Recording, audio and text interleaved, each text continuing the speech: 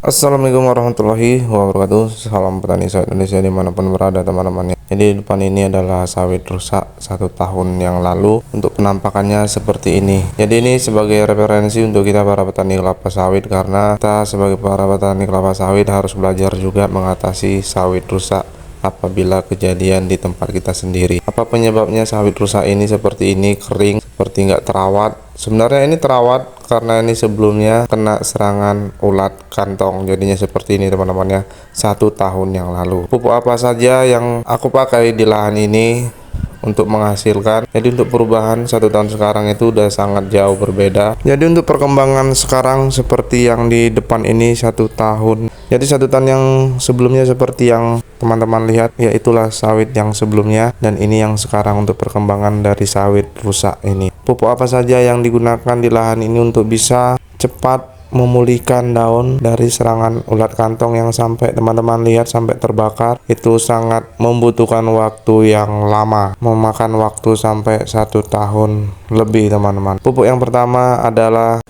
pupuk kapur dolomit, yaitu biasa kita sebut pupuk kapur pertanian teman-teman. Jadi pupuk ini sangat bermanfaat untuk menaikkan pH tanah, karena pupuk dolomit ini sangat bagus ya untuk meningkatkan pH tanah. Jadi pH tanahnya itu naik, jadi setidaknya cepat untuk memulihkan apabila terkena penyakit maupun. Jadi sawitnya seperti ini untuk sekarang penampakannya. Pupuk kedua di lahan ini pupuk RP, raw phosphate, yaitu sangat baik ya untuk bisa mempercepat pertumbuhan akar sehingga tanaman menjadi kuat. Karena kemarin itu ini kena serangan penyakit dari ulat kantong, berarti setidaknya akarnya nggak kuat, maka ditambahkan dengan pupuk RP. Jadi tujuan dari pupuk RP ini mempercepat pertumbuhan akar baru. Jadi akar baru itu mempercepat untuk perkembangan daun buah itu lebih cepat. Jadi pupuk yang kedua menggunakan pupuk NPK 13827. Jadi pupuk ini digunakan pada lahan gambut, sangat bagus teman-teman ya, yang umumnya memiliki kandungan unsur hara, kandungan fosfat dan kalium yang rendah. Sangat cocok untuk dipakai pada tanaman menghasilkan, ya seperti yang aku pupukkan ini adalah tanaman menghasilkan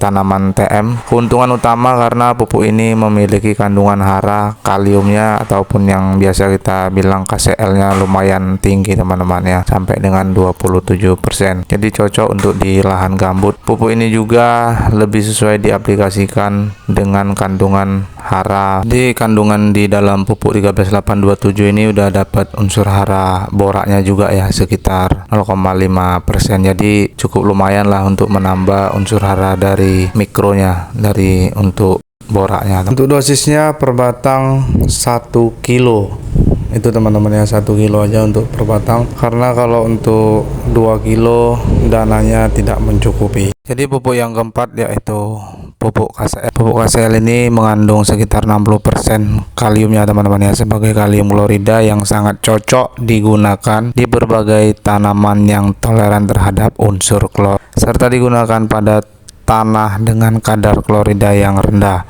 ya, karena di lahan gambut ini kan memang unsur haranya kan sangat sedikit teman-teman ya, makanya itu harus ditambahkan dengan pupuk. Pupuk yang mengandung kalium harus dapat diterapkan di mana cadangan kalium tanah tidak memadai. Ya seperti di lahan gambut kan memang untuk unsur kaliumnya sangat rendah, makanya kita harus menambahkan pupuk kalium. Salah satunya pupuk KCl ini teman-teman ya, yang aku kasih untuk biar cepat pertumbuhan, untuk menyembuhkan tanaman di kelapa sawit yang terkena sama serangan ulat kantong ini. Jadi teman-teman ya, yang ragu untuk mencampur pupuk tunggal dengan pupuk tunggal juga ataupun pupuk majemuk, teman-teman dengarkan ya, kalium bisa diaplikasikan sebagai pupuk langsung atau sebagai bagian dari pupuk yang dicampur dengan senyawa nitrogen dan fosfat.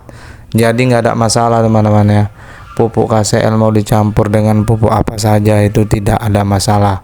Jangan dengarkan apa yang kata orang bilang, karena itu bisa menghambat teman-teman untuk mau memupuk ya.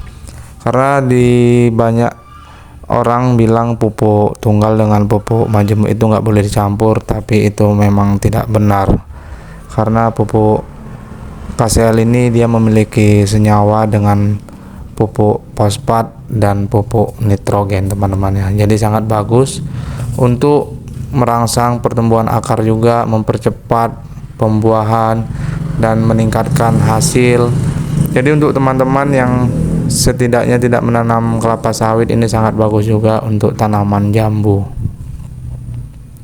Jadi kedua pupuk ini, jadi ini pupuk yang keempat teman-teman ya, yang aku kasih untuk mempercepat pemulihan di tanaman kelapa sawit rusak.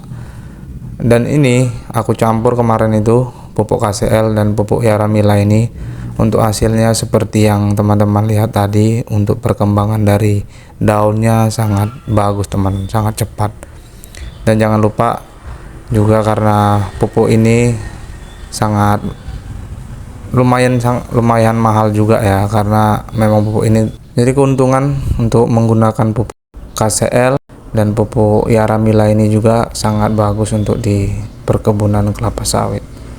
Jadi pupuk yang terakhir ini kemarin, ini pupuk dari NPK juga untuk mempercepat juga pertumbuhannya. Ini di bulan 2 kemarin teman-teman ya. Kalau teman-teman mau lihat videonya ada. Ini pupuk yang terakhir masuk dari NPK Loing.